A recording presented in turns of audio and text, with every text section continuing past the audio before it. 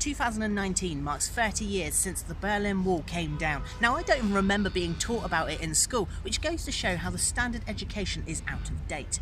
I remember learning about the 1600s and Samuel Pepys burying his cheese and wine because of the Great Fire of London, but nothing on the Berlin Wall. Well, the wall itself was built to keep the country's people in, but the East German government said it was to keep capitalism out. This is what separated the West and East division of Germany.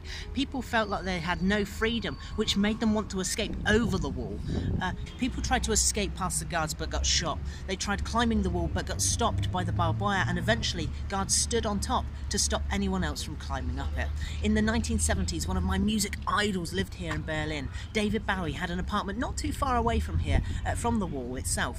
Now, he lived here for a few years to help refresh his mind and get away from the fame that he had made in the UK.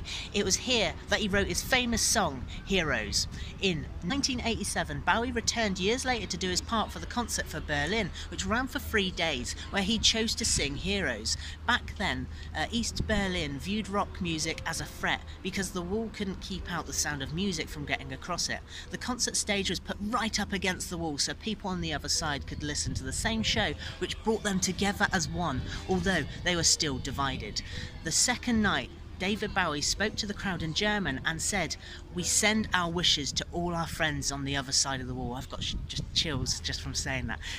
He began to sing Heroes once more. Now, the lyrics are very powerful. Such lines as, "I wish I could swim like dolphins can swim," which was a reference to the people who tried to swim the river but failed to make it across the other side. The river is literally just over there.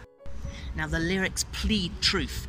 I can remember standing by the wall, and the guns shot above our heads, and we kissed as though nothing could fall, and the shame was on the other side. The song ended with hope and optimism that things will change just for one day. Now, Bowie said in an interview after he'd done the concert that he never realised how many people would be listening from the other side of the wall, and he found out there were thousands, and the cheers from the other side actually broke him.